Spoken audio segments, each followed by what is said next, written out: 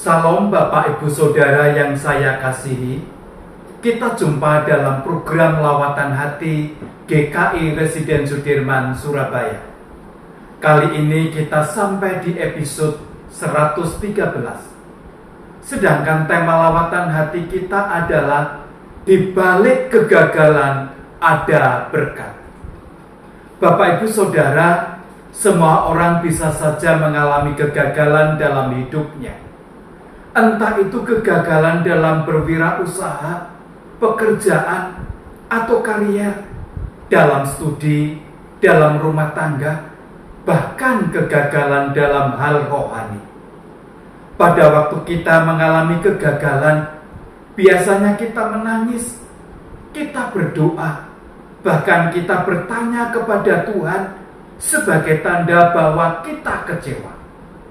Tapi ingatlah bahwa tidak semua kegagalan itu negatif.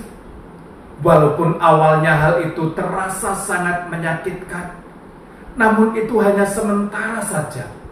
Setiap kegagalan pasti ada akhirnya. Sesungguhnya melalui kegagalan, kita dapat belajar melalui proses di dalamnya. Dan ada pengalaman yang indah dalam setiap kegagalan. Para murid, pasca kematian Yesus di kayu salib, mereka menjadi tidak menentu. Walaupun Tuhan Yesus sudah menampakkan diri kepada mereka, namun mereka belum memahami tujuan Tuhan menampakkan diri kepada mereka. Kita juga tidak mengerti mengapa Simon Petrus dan kawan-kawan pergi ke danau menangkap ikan. Mungkinkah persediaan makanan mereka sudah menipis?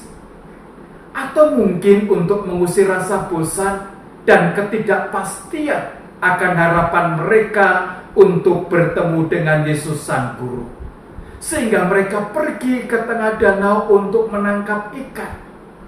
Semalaman mereka di tengah danau menebarkan jala mencari ikan, namun mereka tidak mendapatkan apa-apa, alias gagal mendapatkan hasil yang mereka harapkan. Merasa bahwa usaha mereka gagal, mungkin mereka kecewa, sedih, mereka bakal pulang tanpa hasil. Bapak Ibu Saudara, setiap orang yang pernah mengalami kegagalan pasti juga merasakan kecewa, sedih, bahkan putus asa. Tapi apakah ketika anak-anak Tuhan yang setia mengalami kegagalan, lalu Tuhan akan diam saja? Tidak. Sesungguhnya Tuhan tidak akan diam, tetapi tetap memperhatikan anak-anak Tuhan yang setia. Mari kita memperhatikan apa yang dilakukan Tuhan Yesus kepada murid-muridnya.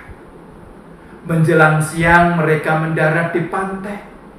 Maka pada saat itulah Yesus menampakkan dirinya dengan berkata, "Hai anak-anak, adakah kamu mempunyai lauk pauk?" Jawab mereka, "Tidak ada." Ayat 5.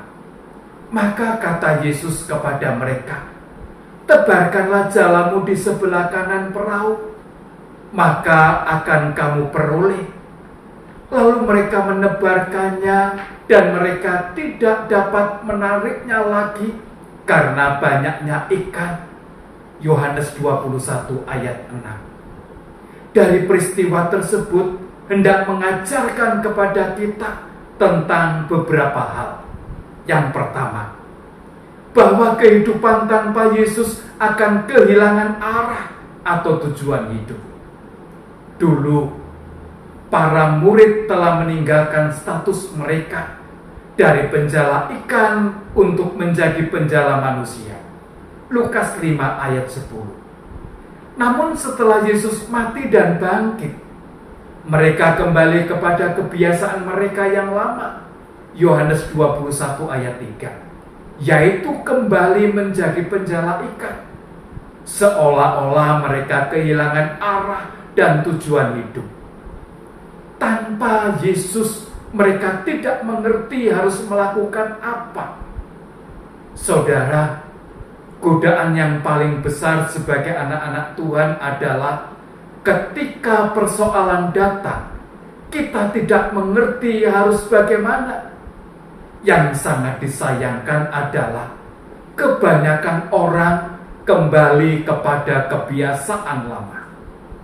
Yang kedua, bahwa Yesus hadir dan peduli kepada murid-murid yang sedang mengalami kegagalan untuk memberikan solusi yang tepat. Yesus tahu bahwa murid-muridnya telah semalaman menebarkan jala berkali-kali, ratusan kali, bahkan ribuan kali.